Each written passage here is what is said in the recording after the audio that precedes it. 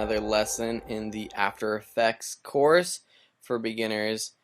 Let's talk about starting a new composition. Last time, if you watched the lesson, we talked about the After Effects layout, and today I want to talk to you about starting a new composition, which is the very first thing you'll be doing if you're starting an After Effects project.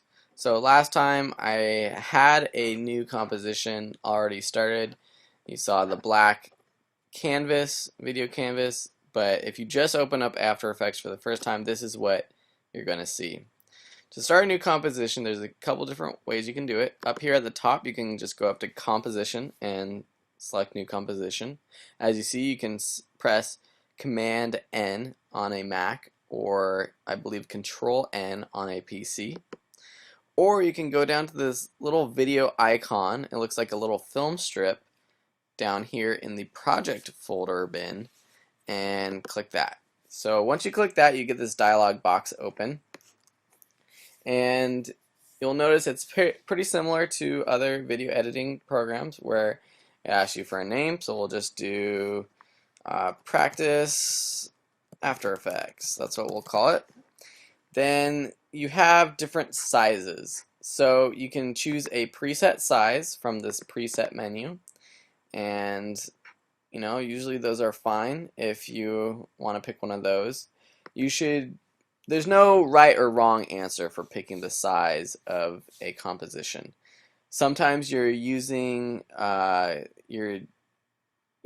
Effects along with Adobe Premiere Pro or a video editing software to add effects to a video that you're already working on. So you want to make sure that the settings are the same. But if you're just working in After Effects, just choose whatever settings you want. If you want it in HD, 1920 by 1080 pixels, you can just input those right here.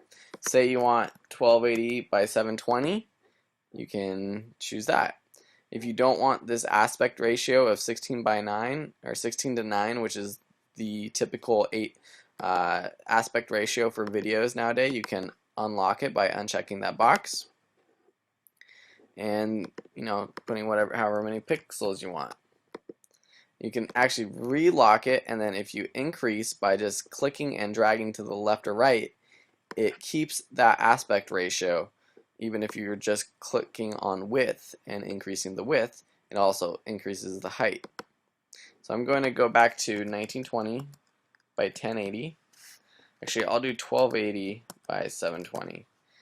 Obviously, a smaller size composition will take up less RAM and memory and keep your computer a little bit faster. Down here, square pixels, that's, just leave it at squares pixels. Frame rate, again, another thing, there's no right or wrong answer. It's just what you want to do, or if you're using this for another video project, match the other video project's frame rate. 23976, or also known as just typically 398, 23.98 is a good frame rate for video projects. Resolution, this you can change after, so you don't have to really worry about this. This is just when you're playing back your projects while you build them out. You can show it in full resolution, half, third, quarter, or even customize it. You might find that your computer is a little bit slow and it's too slow to play the full quality of a video, so you might want to do a quarter. I'll show you how to change that later too. And then lastly, you have your start time code and the duration. Duration obviously is just the duration of your clip. These things you can change later, but say you're editing a title sequence, 10 seconds would be good. And you can start your time code later, but most of you just want to leave it at 0.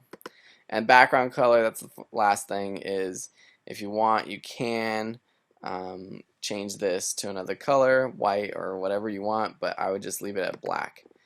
And there's some advanced settings, but we don't need to get into those. You click OK, and there you have it. There is our new composition. Down here on the bottom, you can change the size of it.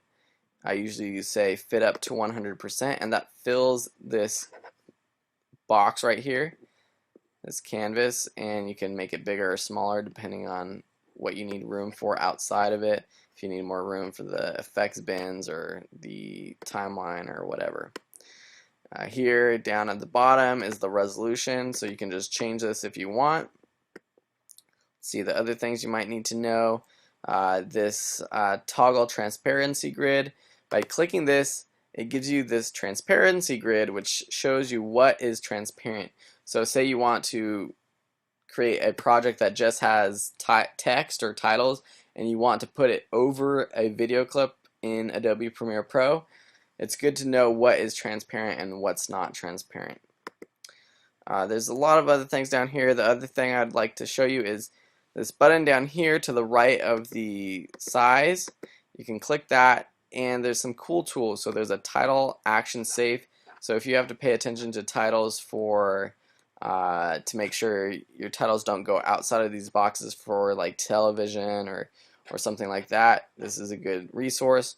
Or if you want to use the proportional grid, I always use this when I'm creating titles and text just to make sure things are centered, aligned properly, etc. And you can just go ahead and click it off as well.